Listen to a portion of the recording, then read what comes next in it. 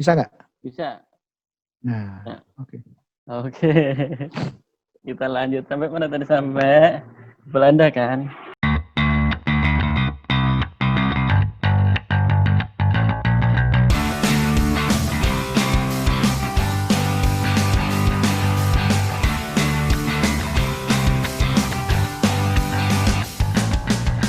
Berangkat dulu sama keluarga nggak ke Belanda?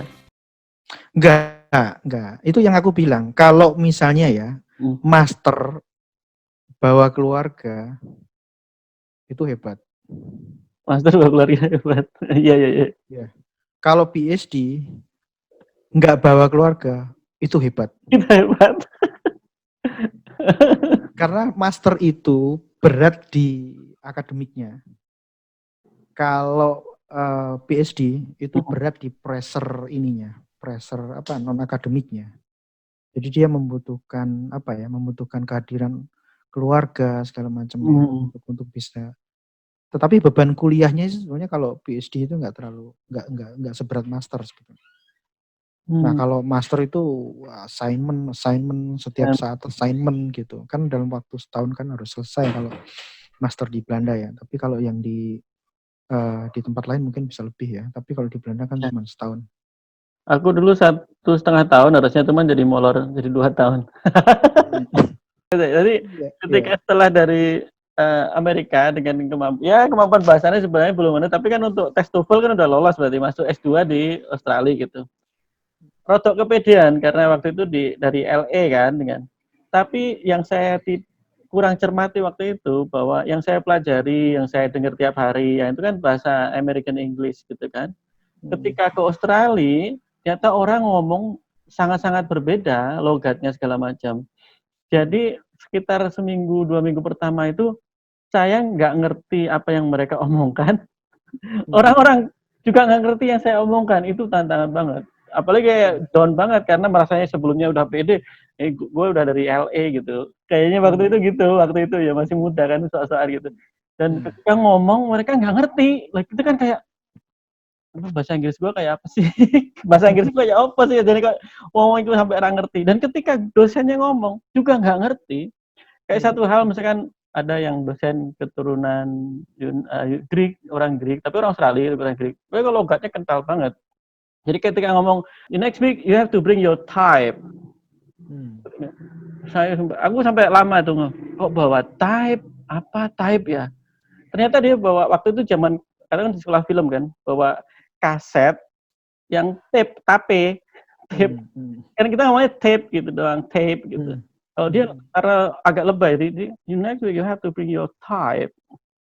Type yang aku kan ngetik gitu kan, tapi sampai nyambungin ke kata-katanya bingung. Itu salah satu contoh yang aku bingung.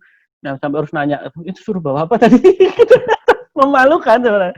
Tapi itu kenyataan bahwa ya beda negara, beda daerah, logatnya beda. Tapi itu juga membawa keyakinan juga bahwa ketika kita ngomong bahasa Inggris dengan aksen kita, aksen Indonesia, ya nggak masalah juga selama selama orang-orangnya mudeng dan kita ngomongnya dengan cara yang benar gitu. Iya, betul. Nah, kita kan dari komunikasi ya. Hmm. Artinya bahasa itu kan sebetulnya media komunikasi. Artinya Nah, sebetulnya kan pada akhirnya kan orangnya itu apa yang dia tangkap adalah apa yang sesuai yang kita maksudkan. Itu kan sebetulnya komunikasi kan di situ. Jadi kalau misalnya kalau eleng ora sing Harold Laswell gue. Apa bukan Harold. Harold Laswell ya? Apa ya Harold Laswell gitu ya. Sing komunikasi itu who says what to whom uh, in which channel with what effect kan begitu kan. Iya, Yang pada akhirnya kan sebetulnya with what effect-nya itu sebetulnya. iya, Artinya kalau betul. apa yang kita maksudkan itu sesuai dengan apa yang mereka tangkap, itu sebenarnya tugas komunikasi kan selesai. Selesai. Artinya bahasa itu kan sekedar media untuk kita berkomunikasi. Nah, ngomong-ngomong soal bahasa ini juga kan menarik sebetulnya. Kita ini sebetulnya bangsa yang menurut penilaianku itu memang agak kurang pede di dalam berbahasa. Artinya gini loh, maksudnya kalau pengalamanku waktu dulu di Belanda pertama kali itu ya, orang Belanda itu hampir semuanya bisa berbahasa Inggris. Mereka switch-nya gampang. Tetapi mereka ketika ketemu sama orang, apakah itu bule, apakah itu hitam, apakah itu Asia, apakah itu dari manapun, mereka akan ngomong bahasa Inggris dulu. Bahasa Belanda dulu. Baru setelah kita mengatakan bahwa sorry, saya tidak bisa berbahasa Belanda, dia akan switch ke dalam bahasa Inggris yang sedemikian mudahnya, sedemikian gampangnya. Nah, kalau kita kan lain. Kita itu begitu ada orang agak bule sedikit, langsung kita ajak ngomong bahasa Inggris. Gak peduli apakah itu orang bule itu berasal dari Swiss, apakah berasal dari Prancis, apakah berasal dari manapun gitu ya, yang tidak berbahasa Inggris. Yang padahal mereka tidak berbahasa Inggris, dari Italia lah atau dari manapun. Itu kita langsung ajak ngomong Inggris. Nah, kalau mereka balikin ngomong ke kita bahasa Inggris, kita baru ketandapan malahan.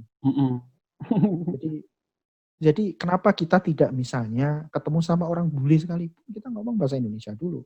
Baru setelah itu kemudian, karena dia ada di Indonesia, mungkin dia sudah lama di Indonesia, ya, betul. Sudah 6 bulan ada di Indonesia, sudah setahun di Indonesia, dan sedikit-sedikit bisa berbahasa Indonesia. Baru nanti kalau misalnya dia mengatakan bahwa sorry bahasa Indonesia saya masih kurang bagus, kita switch ke dalam bahasa Inggris gitu.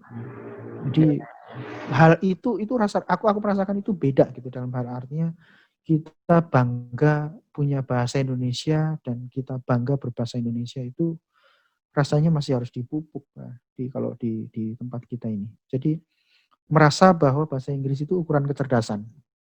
Bahwa kalau misalnya berbahasa Inggris itu berarti Anda cerdas, padahal tidak ada hubungannya sebetulnya. Ya, kalau soal yang lain tadi aku baru ingat sih sebetulnya yang tadi aku lupa karena distracted itu loh. Itu soal beasiswa tadi loh. Kan awakmu tadi kan cerita soal Dona, adikmu. Dona itu kebetulan mendapatkan beasiswa setelah sekian kali usaha. Nah, itu aku juga punya temen itu yang baru berusaha 8 kali itu baru berhasil. Jadi memang tidak semuanya punya cerita manis bahwa untuk bisa mendapatkan beasiswa itu sekali usaha langsung berhasil. Itu sangat jarang. Menurutku sih memang gini loh. Aku waktu kita sharing session di komunikasi dulu itu loh, yang di kampus Undip, itu aku mengatakan begitu. Orang beasiswa itu banyak. Orang yang pengen dapat beasiswa itu jauh lebih banyak. Tapi orang yang kepengen dapat beasiswa dan mau berusaha untuk mendapatkan beasiswa itu nggak banyak. Ya betul. Jadi ibarat kata beasiswa itu seperti rambutan, bukan seperti durian, aku bilang.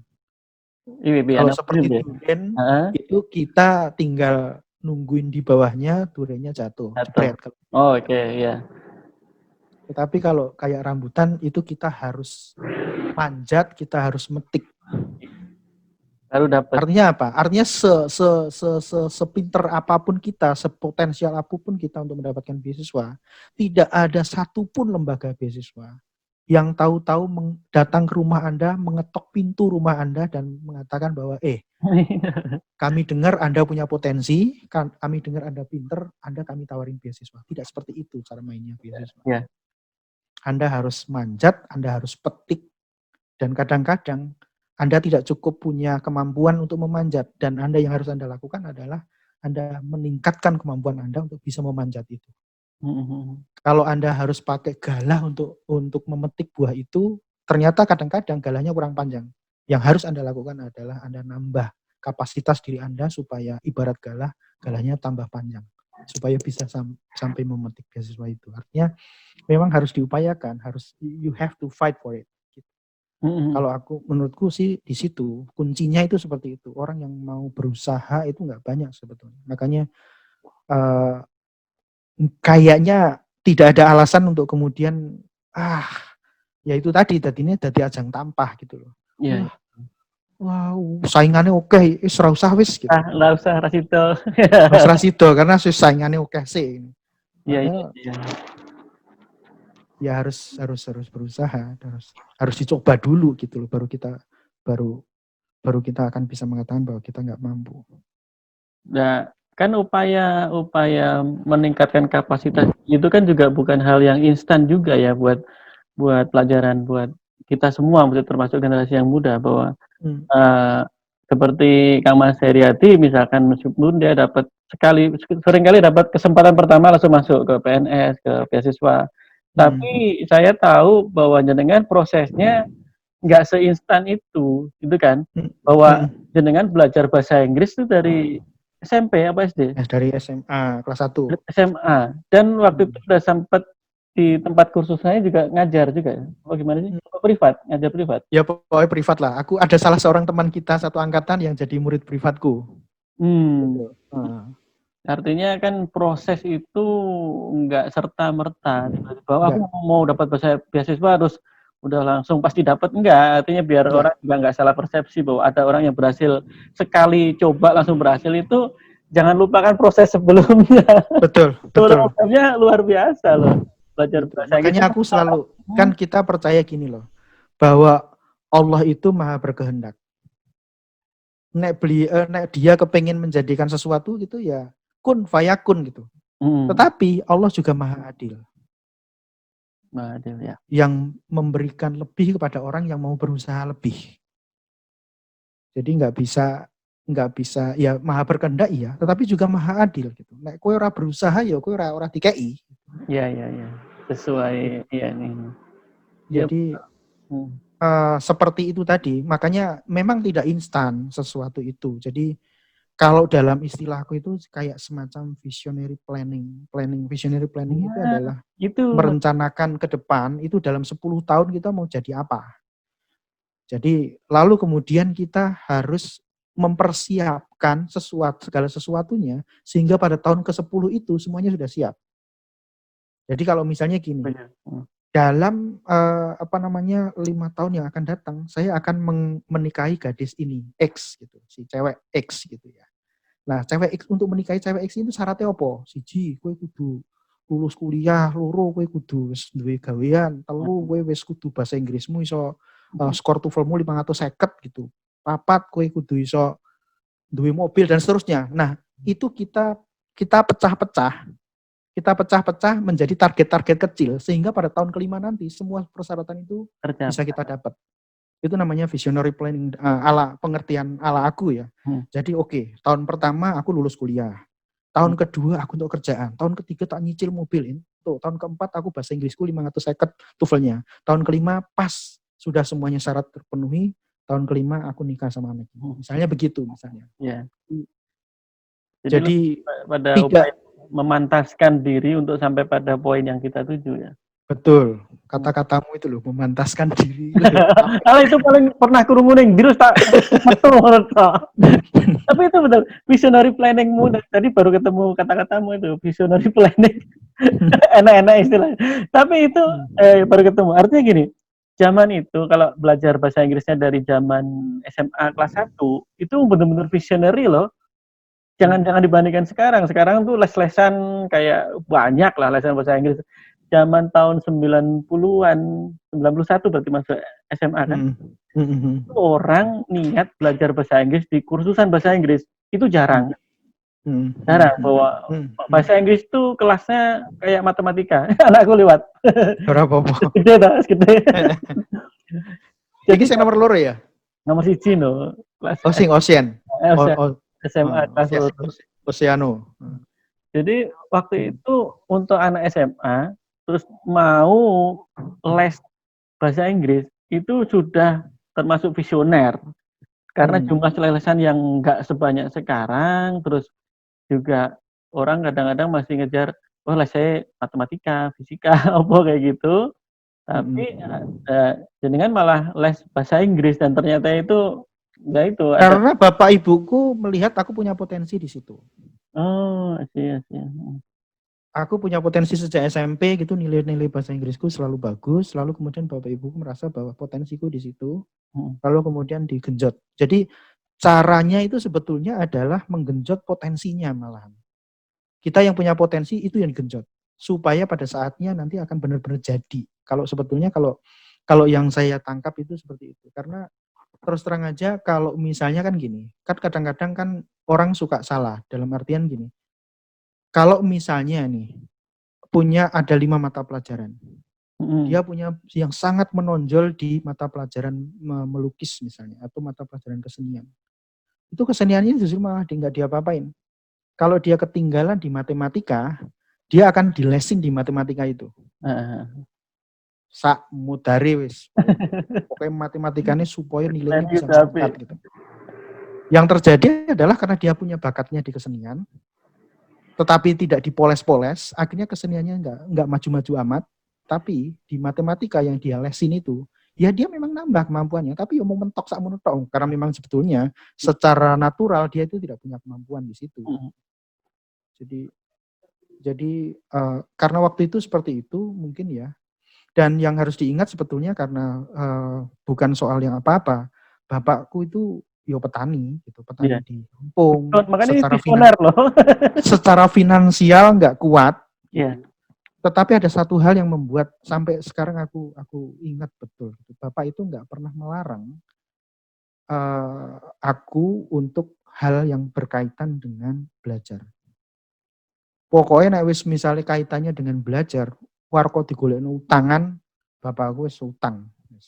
Tetapi nek hal-hal yang di luar itu, misalnya kanca-kanca do duwe motor kabeh, itu kanca-kanca do wis duwe sepeda kabeh, sepeda BMX waktu itu lah udah tren banget lah waktu itu. Aku njaluk ditukokke ra ditukok-tukokke. Ora ono duwite yo. Nah, iya. Ora ono duwite jarene. Misalnya kanca-kanca wis do duwe motor, aku njaluk motor ya ora ditukok-tukokke. Mergane urung ono duwite. Tapi nek aku njaluk sing kaitannya dengan belajar, ora ono duwite di anak-anake. Ya seperti itu tadi. Kursus bahasa Inggris itu orang murah loh waktu itu. Tapi makanya keinginan kursus bahasa Inggris bayar. Gitu. Buah diutangi ngendi aku ya ora ngerti. Gitu. Sama juga dengan dulu aku ingat betul, itu untuk tugas lapangan kita kuliah dulu, itu ada yang ada yang harus pakai kamera potret gitu loh. Aku nggak tahu mata pelajaran apa-apa, metodologi penelitian komunikasi atau apa gitu. Aku njaluk ditukokke kamera mergo tak nggo alat untuk mengerjakan satu mata kuliah. Ditukokke karo bapakku. Mbuh duwite saka ngendi. Artinya ya mungkin kalau aku ini ya. Aku mengingat kemarin itu ada Najwa Shihab bilang bahwa satu hal yang tidak dilarang oleh abinya, Quraish Shihab, itu adalah beli buku. Kalau kepengen beli buku pasti dituruti. Aku juga sama bapak itu. Pokoknya kalau kaitannya dengan studi pasti dituruti. Duitnya saka ngendi. Gitu. Ya itu semangat itu yang perlu kita. Ya sekarang kita jadi orang tua. Jadi kita mewarisi itu harusnya ya. Tapi memang dari visioner itu memang saya akui sih Kang. Jadi aku zaman SMA itu juga ya didorong untuk aku sendiri pengen, tapi ya zaman SMA kayak gitulah. Artinya kita belajar dari proses ya, artinya untuk pemahaman aja. SMA itu aku les bahasa Inggris. Cuma ya karena zaman-zaman gitu masih males gitu. Akhirnya gini, aku mulai rada serius les bahasa Inggris itu kuliah di Semarang itu. Di apa itu yang di CLT atau apa itu yang nah itu baru agak serius dengan barengan sama Bambang Wiratmojo. Satu kelas. Jadi waktu kuliah, waktu SMA sebenarnya aku punya kesempatan untuk les di SMA aku di Kediri. Sama orang tua juga diizinkan untuk les. Cuman aku ya itu salah satu penyesalanku karena aku menjalaninya dengan ya gak tenanan lah. Tapi itu pelajaran yang dan aku nggak malu untuk mengakui itu karena kesadaran itu akhirnya muncul meskipun agak telat berapa tahun gitu. Dan kenapa aku anggap itu pengalaman yang harus diceritakan dan tidak memalukan, tapi dengan kesadaranku meskipun telah berapa tahun itu akhirnya berguna sih bahasa Inggrisku itu. Dan kejar ketika aku kuliah les di luar kampus kan. Nah, alhamdulillah itu berguna untuk masa-masa selanjutnya baik di studi maupun di kerjaan gitu. Artinya apa yang kita pelajari apapun itu ya kita nggak tahu ujungnya kemana, tapi insya Allah kalau ilmu yang api-api, insya Allah pasti berguna gitu. Nah itu yang kadang-kadang juga PR juga gimana kita memotivasi generasi selanjutnya, terutama anak-anak kita sendiri loh, kan kita udah tua gitu, motivasi ini yang lebih sekarang kan banyak informasi lebih mudah, fasilitas les-lesan juga ada lebih banyak, yang di situ. Tapi setuju dengan tadi itu bahwa misalkan ada hal yang menonjol itu yang harus malah diasah lagi kayak misalkan. Cuma hal yang kurang tetap dikejar misalkan dalam mata dikejar, tapi sampai pada batas yang cukup untuk passing grade lah istilahnya. ya. Lulus ya wes lulus gitu passing grade. Poles itu adalah sesuatu yang menjadi potensi yang bersangkutan. Itu harusnya begitu. Karena kalau yang dipoles justru yang ini tidak, yang menjadi potensi ini tidak dipoles, ya dia akan berkembang secara alami saja, tetapi tidak dengan ibaratnya nggak dipupuk gitu.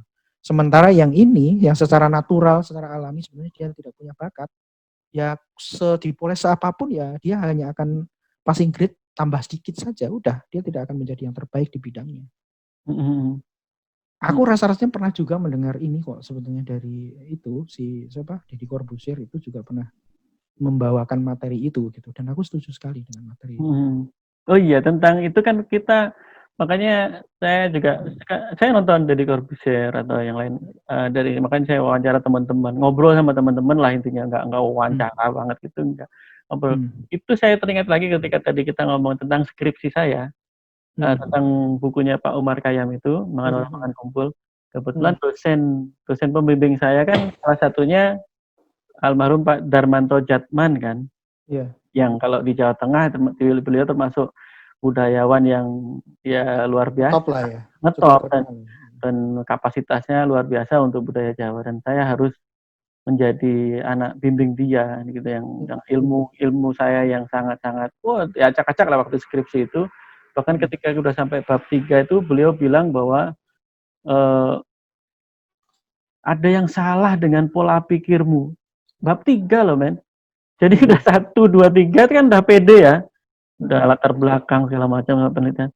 Di bab 3 beliau mengatakan itu kayaknya ada yang salah dengan pola pikir. Itu kan kayak udah meruntuhkan, kayak kita bangun rumah kartu terus runtuh gitu. Tapi nggak sekedar situ, saya belajar dari beliau itu. Saya karo ngecas loh aku itu. Rapopo. Tapi aman toh? Aman dari ngecas. Yang saya pelajarin dari Pak Darmanto Jatman dengan waktu itu juga, orang merasanya mahasiswa itu takut lah ketemu beliau, takut atau sungkan atau gimana lah. Tapi dia tuh sangat komitmen waktu. Satu hal yang saya pelajari, komitmen waktu. Jadi ketika itu kan beliau sibuk banget tuh, siaran di TV, kadang moderator di mana. Ketika saya niat untuk waktu itu kayaknya beliau sedang juga merintis ini ya, fakultas psikologi kalau tidak salah. Iya betul. Ya, karena saya konsultasi pun udah nggak di ruang dosen komunikasi, saya ke ruangnya dosen psikologi, padahal komunikasi tentang konsultasi tentang skripsi komunikasi gitu. Dan ketika misalnya beliau sibuk ada acara-acara di luar, pernah tuh suatu saat waktu telepon ke wartel, Pak besok bisa ini ngadep Pak, saya mau bimbingan gitu. Tapi isone jam 09.00 ya. Loh, jam 09.00 gambarmu hilang kan? ngedrop. Nggak ngerti. Ini kok bisa ngedrop sih? Binget ya? Kayak data pun Pak. Aku soalnya nganggo data ini. Ya oke, nggak apa. Gimana? Dilanjut kapan-kapan. Wes ijono. Aman ya. Jadi intinya ketika belajar satu tentang komitmen waktu. Jadi ketika dia bilang besok itu jam 9 gitu. Saya ke ruang psikologi. Jadi kita dulu kan kuliah di bawah di kampus Peleburan, Undip Peleburan. Psikologi itu gedungnya udah di Tembalang gitu. Saya harus ke Tembalang jam 9 pagi. 9 pagi belum ada orang, kampus masih baru kan itu yang psikologi. Belum ada kegiatan lah gitu. Tapi beliau itu datang ke situ jam 9 kurang sudah nyampe di ruangan beliau. Dan itu ternyata setelah konsultasi ya dengan segala macam dinamika konsultasi. Habis konsultasi beliau pergi karena ada acara undangan di mana gitu. Jadi beliau ke kampus itu karena memenuhi komitmen beliau bahwa sudah janjian dengan saya, mahasiswanya yang ya masih dibilang di pola pikirnya. Tapi kalau sampai segitunya. Jadi kalau kita mau komitmen belajar dari dia langsung segitu komitmen waktunya. Itu satu. Jadi jam 9 ke situ dia cuma konsultasi. Habis konsultasi beliau ada acara lain, nggak di situ acaranya gitu. Satu. Yang kedua pernah beliau moderator di Balai Kota Semarang. Karena saya telepon, tapi besok nggak di kampus, di Balai Kota aku udah di moderator. Gimana itu? Ya jam 8 jam 8 datang sebelum acara udah ketemu. Entenono ning kene ruang tunggu iki apa, tamu-tamu iki. Nek pas tea break kan pada seminar ada moderator ngebuka tapi ada tea break. Pas setelah pembukaan tea break apa coffee break itu. Coffee break kok tak rene. Bener. Jadi setelah di pembukaan acara coffee break, beliau ke ruang tunggunya tamu VIP dan moderator itu untuk ngasih bimbingan ke saya skripsi di sela-sela kesibukannya gitu loh.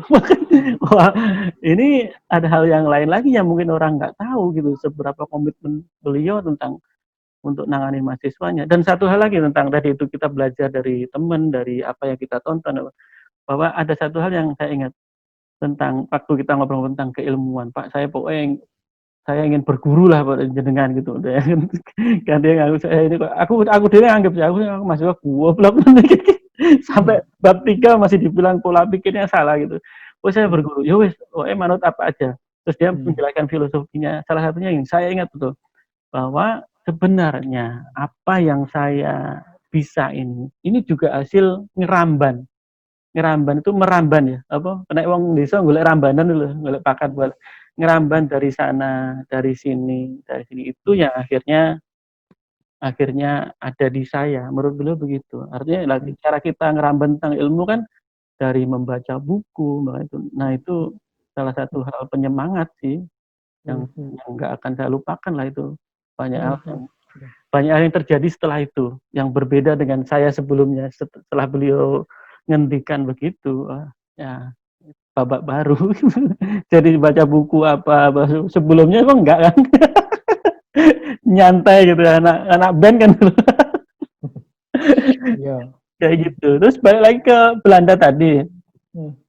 Ke Belanda kan ya kita ngalamin kuliah di Undip kan, sama-sama di Undip seperti itu. Ada nggak perbedaan yang mencolok dalam hal positifnya ya ketika kita belajar di Belanda? Saya belum pernah ke Belanda sama sekali.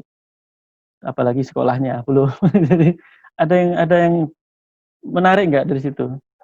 Apa sistem pendidikannya atau gimana dinamikanya? Waktu S2 kan, Belanda masih berarti masih ada pertemuan tatap muka, banyak pertemuan dibanding S3 kan lebih banyak. Apa ya? Kalau yang jelas sih sebetulnya gini, kalau di Belanda itu kami itu ikut kelasnya itu kelas internasional ya. Jadi kadang-kadang kalau pas aku pulang dari Belanda itu, kemudian orang ngajakin, ada aja yang ngajakin bahasa Belanda itu, atau tanya bisa bahasa Belanda apa enggak. Aku menjawab tidak bisa. Karena sana itu sehari-hari ngomong sama orang sana bahasa Inggris. Dan perkuliahan itu juga menggunakan bahasa Inggris. Dalam bahasa Inggris, ya.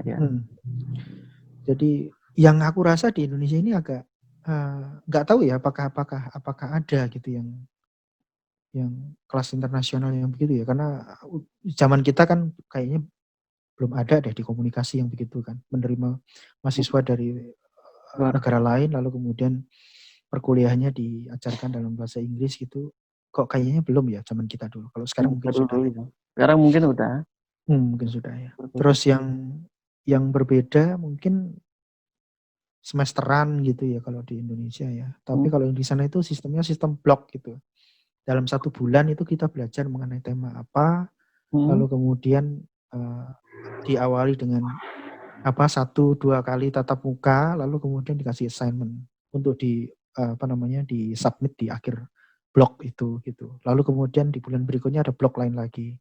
Jadi kita belajar dalam blok-blok itu.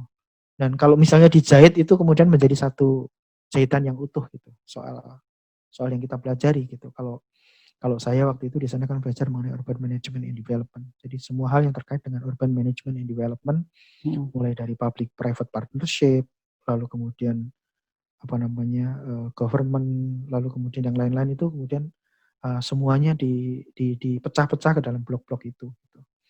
Sampai kemudian kita harus menulis tesis gitu soal itu. Itu sih sebenarnya, tapi kalau suasana belajar barangkali mungkin ya berbeda gitu ya. Ya kalau mitosnya kayak mitos orang-orang kan, orang Indonesia menganggap kalau perkuliahan di luar negeri, terutama di negara barat itu lebih aktif gitu, mahasiswanya lebih aktif. Itu bener nggak itu di Belanda juga kayak gitu atau cuma persepsi kita aja. Oh Ada iya, dalam oh iya. keaktifan bertanya. Kalau kita ngalamin kuliah di kita kan kalau udah ada pertanyaan nggak ada. Diem. Biar cepet Oh kalau selesai. itu Heeh, iya, cuman itu ke bawah sih oleh kita. Kebetulan waktu itu kan kita berangkat ke sana itu ada 19 orang dari Indonesia di kelas kita. Jadi kelas Urban Management Development batch 3 itu waktu itu mahasiswanya itu banyak sekali, ada 60 orang atau berapa, 19 orang diantaranya kita orang Indonesia. Kita mayoritas kan di situ. Dari negara-negara lain banyak juga, dari Amerika ada, dari Italia ada, dari negara-negara di Afrika banyak, Cina juga ada. Cuman memang yang membedakan itu ketika diminta untuk tanya segala macam itu memang mereka sih lebih aktif untuk tanya. Kalau kita kadang-kadang ya cuma ditanyain ke teman di sebelah sebelahnya. kita aja gitu. Karena kepercayaan diri untuk bertanya itu PR sih sebetulnya menurut. Iya, iya. Aku juga Dan kendala yang sama sih. aku ngerasa bahwa yang pertama kali harus dibangun sih memang harus itu sih sebenarnya, kepercayaan diri gitu. Kepercayaan diri. Jadi apa namanya? Kalau ditanya kalau misalnya ada yang bilang begini kan, ya maaf pertanyaan saya pertanyaan bodoh gitu. Terus mereka akan menjawab gini, tidak ada pertanyaan bodoh Betul. gitu. Yang ada adalah apa namanya? Anda bodoh karena tidak bertanya gitu. Nah itu yang harus dibangun, dipupuk. Tetapi memang sistem kita itu kadang-kadang tidak memberikan ruang gitu untuk itu. Bahkan sejak kecil gitu. Pengalaman ini terjadi pada anakku yang nomor 2. Waktu dulu pulang dari New Zealand, mereka kan ke New Zealand kan ikut aku. Aku waktu ambil PhD di New Zealand kan aku ajak. Mereka sempat mencecap sekolah di sana selama 2 tahun di SD di sana. Mereka itu yaitu dimotivasi untuk terus aktif ngomong, mengungkapkan pendapat, bertanya segala macam. Tapi ketika pulang ke Indonesia itu kayaknya tidak diberikan ruang untuk itu. Begitu bertanya sekali dia masih belum jelas, dia akan bertanya lanjutan, itu sudah buru-buru udah di stop sama gurunya. Stop gitu. Pertanyaannya sekali saja. Kamu nggak boleh bertanya lagi setelah itu. Jadi yang seperti itu. Iya. Jadi ya kalau berada dalam sistem seperti itu, dalam iklim seperti itu kan nanti kalau gede kan juga akan begitu. Aduh. Akan. Iya. Gitu, seperti itu.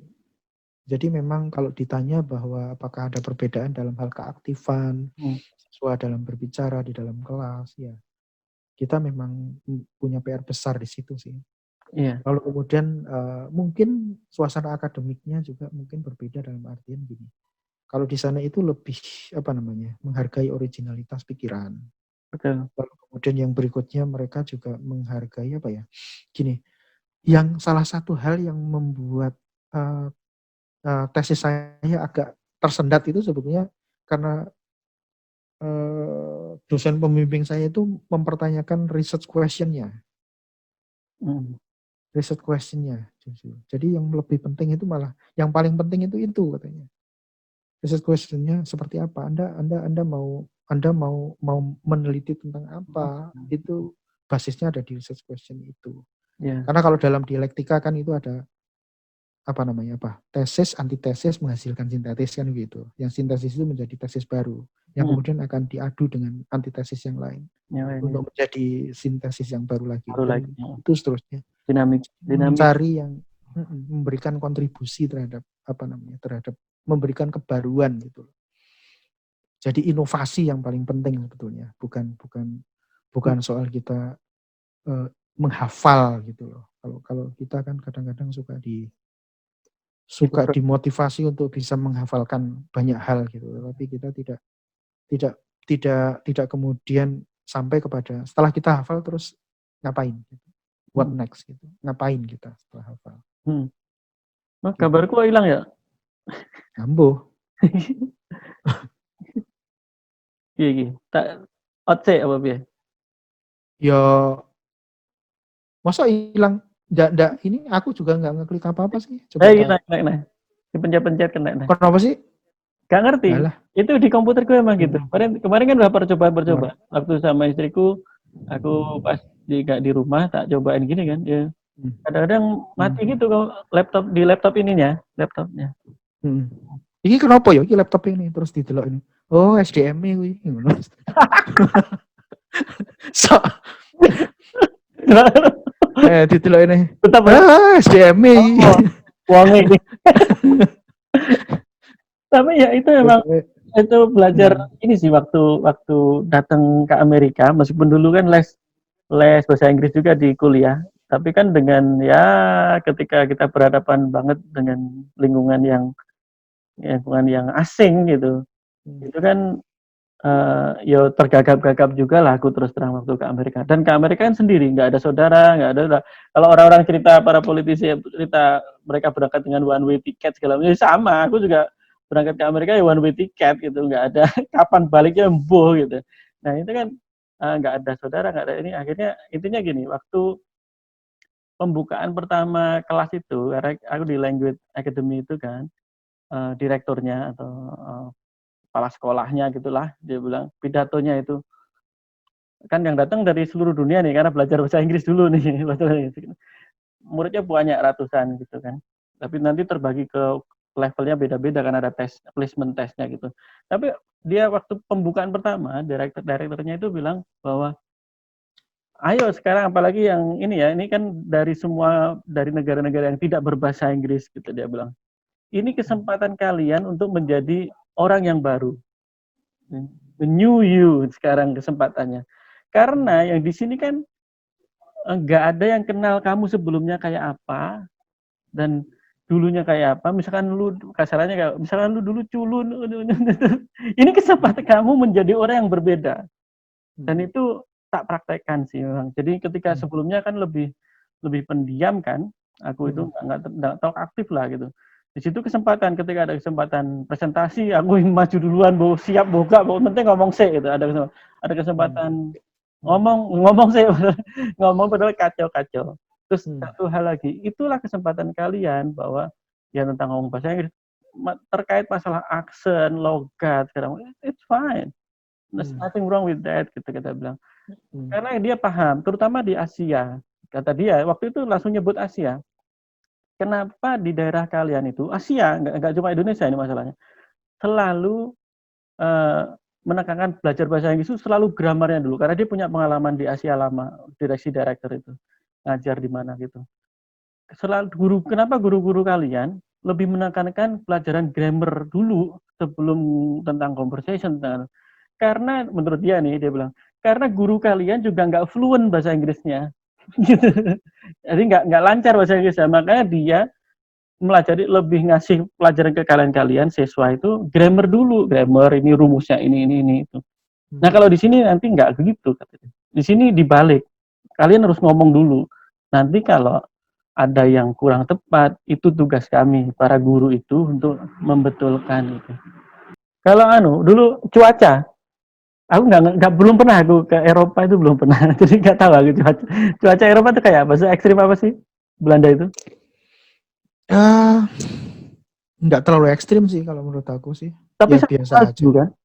Hah? Sempat. Kalau aku di LA kan nggak pernah ngalamin salju. Waktu ke Australia ke Perth juga nggak pernah ngalamin salju. Nggak tahu salju aku. Sempat salju.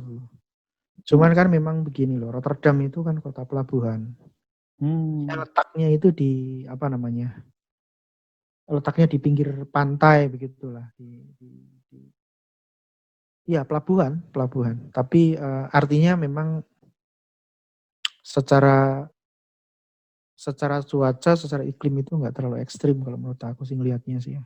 Mungkin pada masa di mana aku tidak sedang berada di situ ya, karena kan cuma setahun ya. Sebelumnya atau mungkin setelahnya aku tidak pengalaman berbeda sih di luar pada saat aku ada di situ ya. Itu ya salju cuma terjadi beberapa kali saja di dalam 1 tahun aku ada di situ. Kira-kira di bulan awal-awal Februari itu.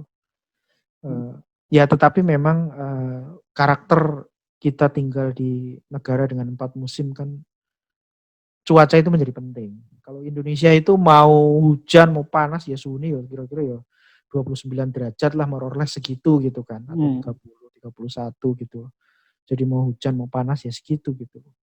Tapi kalau di sana itu ya enggak. Kalau di negara-negara, kalau di Auckland misalnya di tempat aku ambil PhD itu ya begitu. Jadi seperti 4 musim terjadi pada sekali gitu loh. Terjadi pada waktu. Jadi begitu habis hujan lalu kemudian panas, nanti hujan lagi dan seterusnya. Jadi memang betul-betul mengubah habit kita ketika kita mau keluar rumah gitu. Kalau di sini ya udah keluar aja gitu. Kalau di sini suhunya berapa? Nanti kira-kira akan terjadi hujan atau tidak. Itu betul-betul kita cek di dalam ramalan cuaca. Dan kita harus melihat suhunya, kalau misalnya terlalu dingin ya kita harus keluar pakai jaket. Nggak bisa kita keluar nggak pakai. Kalau di sini mah keluar kapan aja nggak pakai jaket juga nggak ada masalah gitu loh. Kalau di sana kan tidak bisa begitu. Iya, iya. Berarti kan ada pengaruhnya kan dengan musim yang 4 atau yang 2 itu berpengaruh terhadap cara berperilaku, cara berpikir. Pengaruh nggak? Mungkin. Ya kan? Karena aku dapatnya dari gini, ketika waktu itu yang waktu masih di LS ya, sekarang sama temen waktu diskusi temen dari Indonesia, dari dia bea cukai, salah seorang dari bea cukai gitu loh. Ketika itu kan ngobrol-ngobrol. Kan kita aja kayak di LA gitu ya, kalau pas dingin ya lumayan dingin banget kan, hujan terus, tapi emang nggak ketemu salju. Terus aku bilang, kalau di Indonesia itu misalkan 4 musim apa enggak kita lebih repot. Kata dia, enggak begitu cara berpikirnya katanya gitu. Kalau lu dikasih 4 musim, kalau kamu itu orang Jawa juga sih, naik gue dikasih 4 musim, gue kok malah mikir. Orang jadi berpikir ada inovasi, bagaimana mengawetkan makanan, bagaimana. Karena lu dikasih 4 musim. Karena manusia itu menyesuaikan. Tapi itu benar juga. Ketika ya apapun yang dikasih Allah ke kita, musim ini terkait tempat kita tinggal itu akan membuat kita lebih berpikir gimana kita survive di lingkungan itu gitu. Makanya bisa berlaku ke perilaku ya kan. Meskipun kayak di Australia dulu juga aku nggak ngalamin salju juga, tapi daerah kan kalau pas dingin banget kan, dinginnya menurut orang tropis sudah dingin banget lah, itu orang sana mungkin nggak. Itu juga sama, kita mau keluar juga harus lihat forecast itu, ramalan cuaca. Kita mau bawa payung enggak, mau bawa jaket enggak gitu. Jadi kita pikirkan gitu, kalau enggak. Makanya itu jadi kita kalau dikasih musim apa itu jadi mikir kalau musim yang nikmat. Makanya jadinya Indonesia tuh nikmat loh. Menurut aku. Jadi kadang-kadang iya tentang itu. Ada gegar budaya nggak, dulu kan istilahnya shock culture kalau kita balik ke Indonesia gitu. Itu banyak pendapat lah, cuman gimana kalau menurut Mas Heri? Iya, kalau ada perbedaan gegar budaya itu apa ya? Kalau menurutku sih masalah kebiasaan. Kadang-kadang gini loh, pada saat kita ya kalau pertama kali kita datang ke sana ya, selalu itu kan kita misalnya kita mengkonversi ke dalam rupiah kalau kita mau belanja. Iya enggak? Jadi kalau misalnya kita mau beli sayur gitu, sayurnya harganya 2 euro gitu. 2 euro gitu.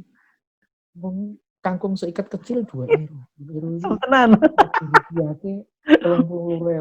Waktu itu misalnya 16.000 ya 1 euro. Masuk beras itu tuku gitu. End up dengan tidak jadi beli. Tempe kecil kok harganya sekian euro gitu. Wah, harus kita tuku gitu. Tapi pada akhirnya kita sadar bahwa kita nggak akan sehat kalau misalnya kita terus-menerus mengkurskan ke dalam rupiah gitu loh. Pikiran kita itu jangan seperti itu. Kita 1 bulan itu mendapatkan beasiswa berapa euro gitu. Kalau dalam dolar 1 bulan kita dapat beasiswa berapa dolar gitu. Jadi kita jangan berpikir bahwa kita sedang, misalnya kita gajinya di Indonesia 4 juta setiap bulan gitu ya. Mau beli kangkung, misalnya kangkungnya cuma 1.000 seikat gitu ya. Kita jangan berpikir misalnya sekarang ada kangkung seikat di sana di dalam euro 2 euro gitu katakan, atau 2 dolar. Yang harganya kalau 2 dolar katakanlah di kurs katakanlah 28.000 gitu.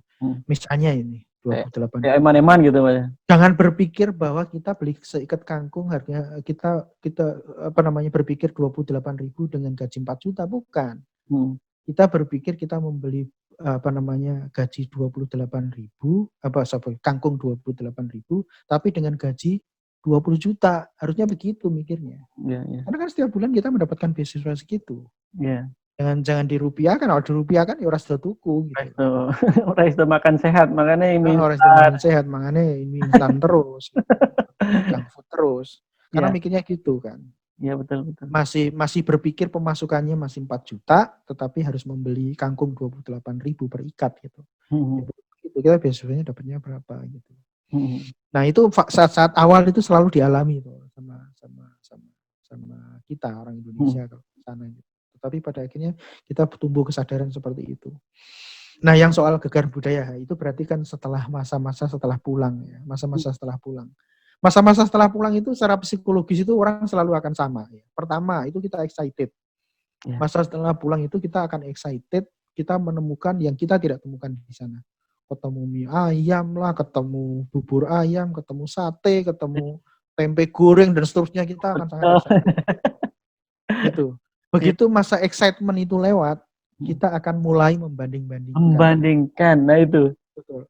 Jadi misalnya kita datang nggak ada orang nyerobot antrian, di Nah, sana nggak begitu ya, gitu. iya betul. Misalnya kita mau nyebrang jalan gitu ya. Kalau di sana enggak, kita misalnya berdiri di pinggir jalan ada zebra cross, mobil akan otomatis berhenti. Kalau di sini enggak, kita sudah mau ini masih aja diklakson. Hmm. Jadi selalu komplain tentang apa yang ideal terjadi di sana, kenapa tidak terjadi di sini gitu.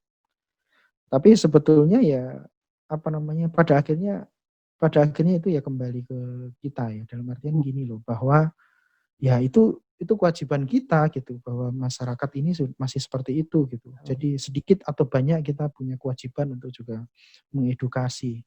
Tidak kemudian kita kembali lagi menjadi barbar. Kadang-kadang kan karena sebetulnya gini loh, karena orang yang sama kadang-kadang itu melakukan perbuatan yang berbeda. Maksudnya gini loh, kita atau orang yang sama ini kalau datang ke Singapura, dia nggak buang sampah sembarangan loh. Ya, betul. Dia nggak meludah sembarangan loh. Tapi begitu kembali ke Indonesia, dia buang sampah sembarangan lagi gitu. Itu kenapa gitu? Nah, karena mungkin sistemnya sudah jadi segala macam. Nah, ini kan kewajiban kita juga sebagai warga negara untuk memperbaiki sistem ini. Bukan kalau kemudian kita balik lagi ke Indonesia, kita menemukan itu hanya bisa komplain, tapi kita tidak punya kontribusi selain komplain gitu loh. Ya, Hmm. betul. Aku termasuk yang waktu itu balik itu banyak komplain. Dalam arti ke pribadi ya, lebih ke pribadi itu jadi pribadi yang sangat-sangat marah gitu ya, apalagi banyak keluar dulu zaman masih muda kan F-word itu udah kayak itu kebiasaan sih kalau di LA kalau di Australia enggak kan bahasanya pas di LA itu kan banyak apalagi sama muda harus F-word itu kayak cacuk gitu di Kayak Jawa disebut Timur ya. gitu, cacuk gitu. Kalau sana kan F-word itu ya kayak gitu. Jadi tapi kebiasaan jadi sangat-sangat jadi pribadi yang marah. Waktu itu juga ya pasti jadi aneh lah, jadi orang-orang sok-sokan lah gimana. Tapi itu tak pikir-pikir itu sebenarnya lebih pada keirian kita. Keirianku, sangat iri dengan kondisi kita loh Indonesia yang kayak gini dengan masyarakat yang seperti ini, dengan alam yang seindah ini dengan kenapa kita nggak bisa lebih teratur dari mereka yang alamnya itu susah kayak di Australia aja kan yang sebenarnya yang bisa ditanemin itu kan sebenarnya pinggir-pinggiran pantai itu kan kayak urut barat pantai barat ke selatan pantai ke timurnya itu yang utara itu kan udah gurun gitu gurun merah itu gurun pasir merah dan untuk nanam kayak waktu dulu di kontrakan itu kan nanam rumput di halaman itu harus pakai sprinkler tiap hari harus dinyalain dimatiin nyalain dimatiin berapa banyak itu bayar air bayar listrik untuk itu semua untuk cuma menumbuhkan pohon dan waktu itu aturannya juga kalau ada yang orang misalkan naik mobil nabrak pohon sampai rusak itu kan harus dendanya besar juga kan harus ganti pohonnya. Berharga itu gitu kan. Sementara kita itu lahir kayak lahir di apa tempat yang udah sangat indah, udah sangat komplit. Makanya kadang-kadang ketika kita punya segalanya, jadi kita nggak merasa itu blessed gitu. Itu suatu anugerah yang harus kita jaga, harus kita ini gitu. Itu juga kadang-kadang yang jadi aneh lebih pada keirian sih waktu tak pikir-pikir aku tuh iri sebenarnya kayaknya. Kenapa aku jadi marah-marah waktu itu pulang ya? Aku marah-marah itu bukan karena sok kayak orang bilang. Aku tuh lebih pada iri. Iri. Nah, begitu ini aja lah naik pesawat itu kan. Naik pesawat. dari Perth kan aku suka transit di Bali, yang otomatis penumpangnya banyak kan mayoritas orang Australia dong.